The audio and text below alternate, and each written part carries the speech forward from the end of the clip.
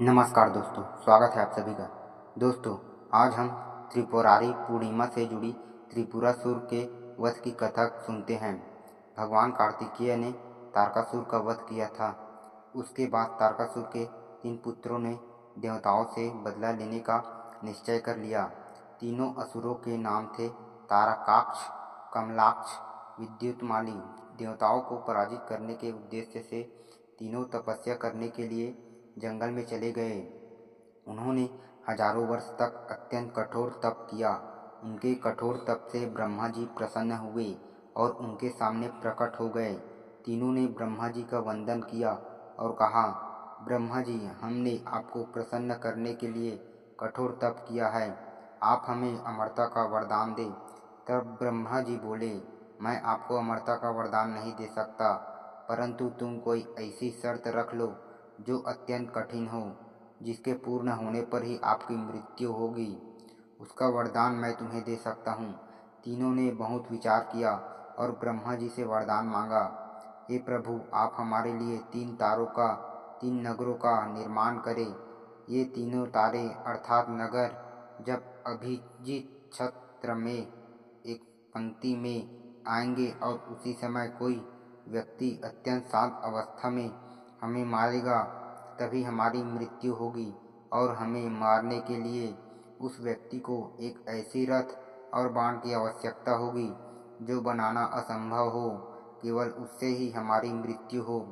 उनकी इच्छा सुनकर ब्रह्मा जी ने कहा, तथास्तु, आप तीनों के इच्छा के अनुसार ही होगा।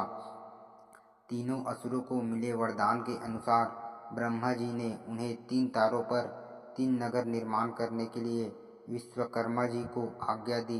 विश्वकर्मा जी ने तारकाक्ष के लिए स्वर्णपुरी, कमलाक्ष के लिए रजतपुरी और विद्युतमाली के लिए लौहपुरी का निर्माण कर दिया।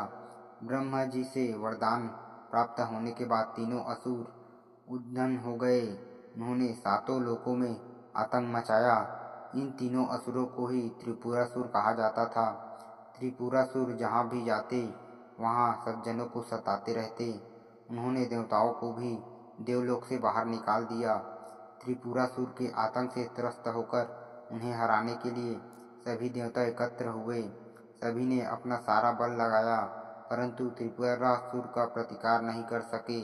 अंत में सभी भगवान शिव जी के शरण में गए।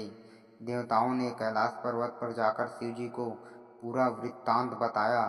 तब भगवान शंकर ने कहा, आप सभी देवता मिलकर प्रयास करें। देवताओं ने कहा, प्रभु, हम सभी ने मिलकर त्रिपुरासुर का वध करने का प्रयास किया, परंतु कुछ नहीं कर पाए। हम आपकी शरण में आए हैं, आप ही हमारी रक्षा कर सकते हैं। तब शिव जी ने कहा, मैं अपना आधा बल तुम्हें देता हूँ, इस बल की सहायक से प्रयास करके देखो। शिव जी ने अपना आधा बल देवताओं को दिया, परंतु देवता उनका आधा बल सहन नहीं कर पाए। तब शिव जी ने स्वयं त्रिपुरासुर का संहार करने का संकल्प लिया। अब त्रिपुरासुर का वध करने के लिए रथ और धनुष बाण सिद्ध करना आवश्यक था।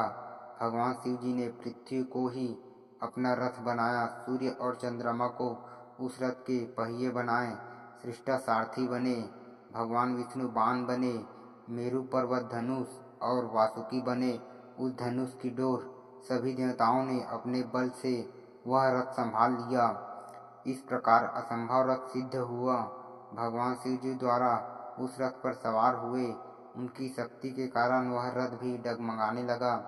तभी विष्णु भगवान वृषभ बनकर उस रथ में जुड़े और घोड़ों को वृषभ की पीठ पर सवार होकर महादेव ने उस असुर नगरों को देखा। अपने मनुष्य पर बाण रख उन्होंने पशुपत अस्त्र का संहार किया और तीनों तारों को नगरों को एक पंक्ति में आने का आदेश दिया। अभिजीत नक्षत्र में तीनों नगर एक पंक्ति में आते ही भगवान शिव जी ने अपने बाण से तीनों नगरों को जलाकर भस्म कर दिया। इसमें तीनों असुरों का भी अंत हो गया। तभी से भगवान शिव जी त्रिपुरारंजक बन गए। त्रिपुरांतक का अर्थ है तीनों पुरों का अर्थात नगरों का अंत करने वाला। भगवान शिव जी ने जिस दिन त्रिपुरासुर का वध किया वह दिन था कार्तिक पूर्णिमा। इस पूर्णिमा को त्रिपुरारी पूर्णिमा भी कहते हैं। इस दिन घर के बाहर और मंदिरों में दियों की आरास बनाकर उनकी पूजा की जाती है और आनंदोत्सव मनाया जाता है।